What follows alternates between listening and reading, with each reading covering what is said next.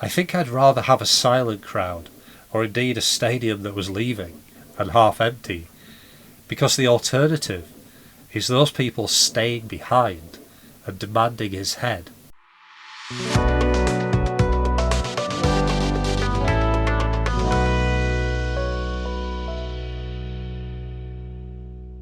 Hi, my name is Mike. Welcome to my vlog about football in general and Burnley FC in particular.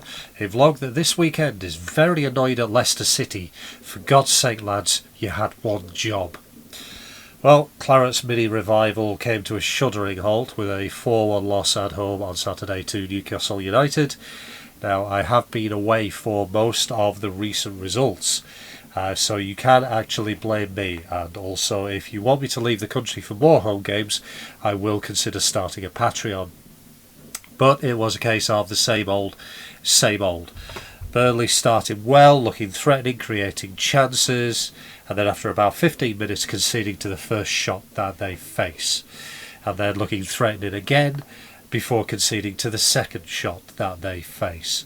Same old defensive frailties, same old goals happening the same old way. This is predictable as clockwork, and it's annoying to have these frailties shown up again at the end of the season when Newcastle were there for the taking, but that is a team that really never needs any kind of helping hand, especially because their owners have got plenty of spares in buckets. This is probably not a popular view, but I think Company got his tactics kinda sorta right. The first 20 minutes, as I say, we were all over Newcastle, we were causing them trouble. The problem is he seems wedded to this idea of a number 10 or a false number 10 that I haven't, in a season and a half, worked out what the hell it's supposed to be. And yesterday it was Wilson Odebear, whose job it was to stay as part of a front two that basically floated around for a while and didn't affect the game in any way, shape or form. I understand that number 10 role that he's trying to do as part of a 4-4-2, he's trying to be a little bit more creative. It's not kind of like a big guy, little guy strike partnership. It's not hold-up play. It's kind of like a more creative role for the player in that kind of position. But it's not a 4-4-1-1. But it just doesn't work. We have not, in a season and a half, found the player who can actually make that role work. Odebear is the latest to fail. Why we are taking Odebear off the left wing where he has been effective for the past 4 months and putting him in a place which completely neutralises every asset he has, I don't get. But he's only the latest. We tried Zarori there. Zarori didn't work. We tried Berger there at the start of the season. Didn't work. Brownhill we've tried there. Abdouni doesn't work there. Fofana doesn't work there. If you actually think back to the end of last season, Nathan Teller couldn't make that role work. Weirdly enough, the only guy who made that role kind of work, sort of, kinda, was Ashley Barnes. So are we looking for an Ashley Barnes type to fill a role that actually, with my kind of tactical head on, and I don't often talk about tactics in this vlog, but I can if I put my mind to it. From a tactical point of view, I can see what they're trying to do, but it's always square pegs and round holes, using players who are not suited. J-Rod isn't suited to it. He's too slow. I can't think Jack Cork is too slow. He wouldn't really work there. He's more of a DM, defensive midfielder. But this sort of tactical inflexibility, demanding flexibility of the players but not the tactical system, is just one of the maddening things about this season. And speaking of tactics and managers, one of the other maddening things was driving home and listening to Eddie Howe proclaiming his own tactical genius in figuring out how to beat this Burnley team. I'm not entirely sure that Jonathan Wilson or the Blizzard or Michael Cox is going to be able to get 2,000 words out of this new tactical innovation of little Eddie Howe, which is hoof it up to the fast lads. 3-0 down at half-time. I went to the loo at half-time in the Longside Upper, and there might be 100 blokes in that loo, but I've been in louder libraries. And that is probably symptomatic of the atmosphere and the feeling among the fans. And in the second half, we started brightly again. Foster missed a sitter from about 3 yards. I have no idea how he managed to put it over from there. and then we go down the other end and concede a stupid penalty. But then the penalty gets saved, and we're thrown that lifeline. We're thrown a second lifeline with VAR checking for encroachment, and waving that away. We've had 2 lifelines, and then 30 seconds later we concede the 4th goal. This team throw it away constantly, over and over and over again. And that's kind of the weird thing, because I can't really blame the players. The players aren't really good enough. I don't mind the tactical system too much, the style of football I kind of like. But it's just so frustrating. And the stands started emptying. And again, I'm listening to the radio on the drive home. I know I was not one of those who left early. I don't leave early, partly as a point of principle and partly because there's no point. I live far enough away that, saving 15 minutes ain't going to make much difference to my day. So the stands are emptying, and Vincent Kompany afterwards talked about, well, the people, maybe they were leaving early to beat the traffic. Now, part of me was kind of like, if that's a joke, it's kind of landed flat. And if that's a serious comment, I'm not particularly happy about it. Because there is a despondency in the ground. There is a despondency among the fan base.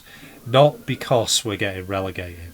Not really the manner of being relegated. Like I say, we're not good enough at the end of the day. Or, no, I do think we're good enough. I'll always sort of say this. I do think we're good enough. I think it's self-inflicted over and over and over again. And we are a depressing watch because we are just waiting for the same mistakes to happen, for the same flaws to get exposed over and over.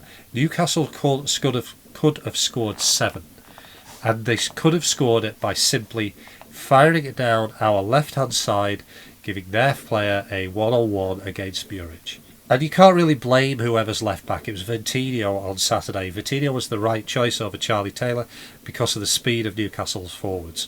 Vitinho is fast. But Vitinho is perhaps symptomatic of the problem. I'll never criticise Vitinho because he's clearly was never part of the plan of playing in the Premier League. We bought him for £1 million from the 10th best team in Belgium. He gives 100%. And there is that Brazilian kind of stereotype about them all being all fur coat and no knickers, But he puts in the hard yards. He always gives an effort. It might not be good enough, but you can never fault his effort. But he was repeatedly exposed over and over and over again, as he has been, or Charlie Taylor in that position, or Alderkirk was, over and over again. Wherever the left winger is supposed to be, it ain't helping. And that is a tactical flaw that is not getting fixed.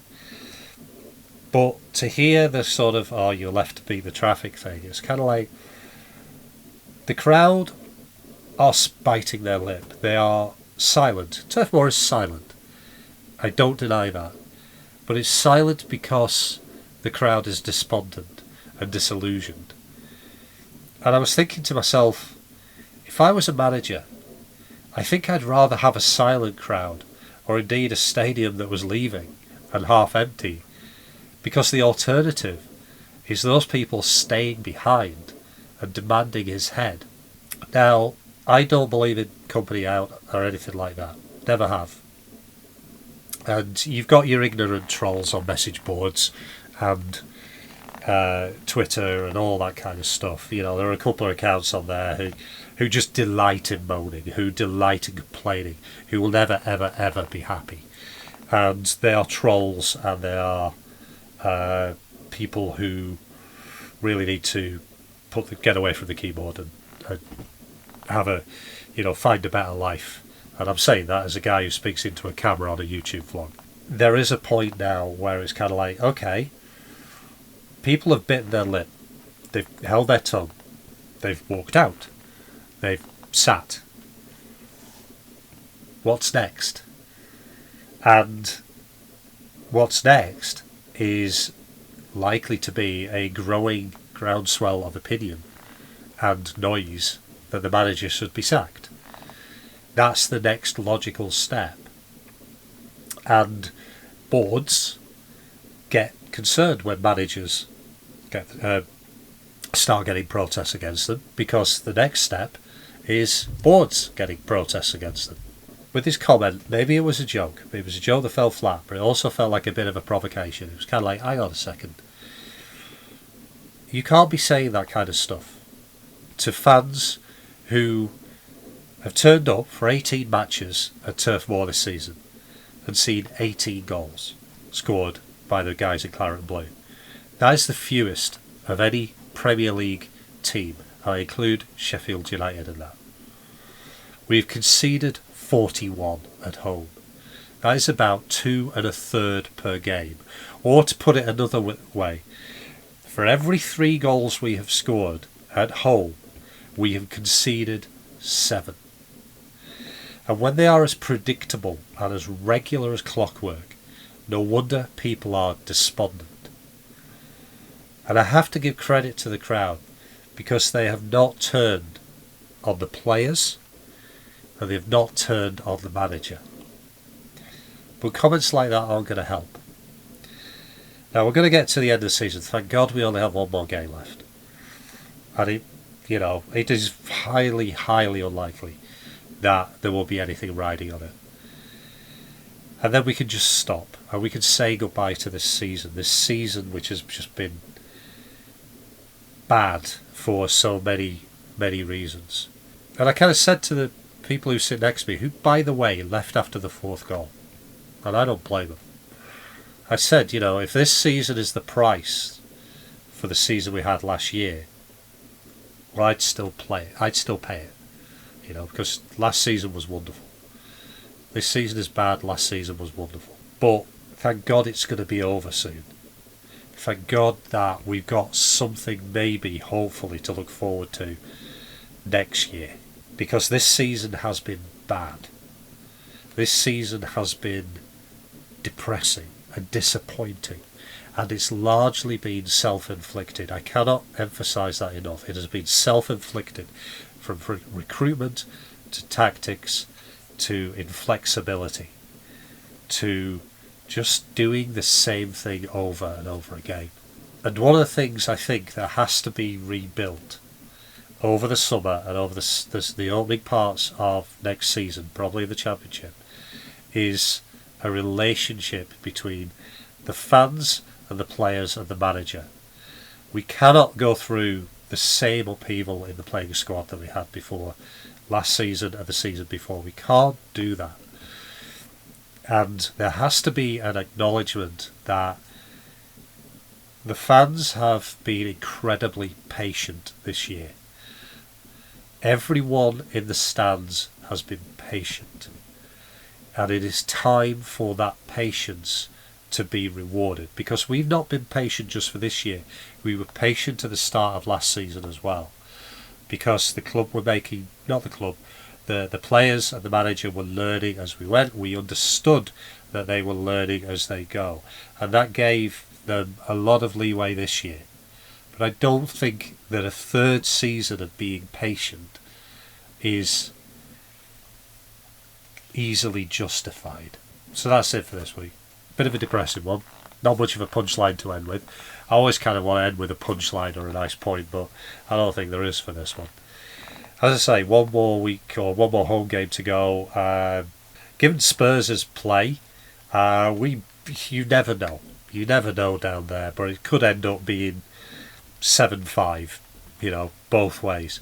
We could win 7-5, we could lose 7-5. But it's highly unlikely that we'll turn up for the Forest game with our fate in our hands. It'd be amazing if we did. I am got to the point where, and I've tried to be positive all season, I am really, really looking forward to this season ending and just starting all over again in August.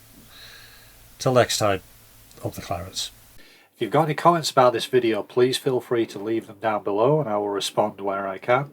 If you liked it, click the like button. And if you like what I do, have a look around the rest of the channel and click subscribe to be notified when I produce new content.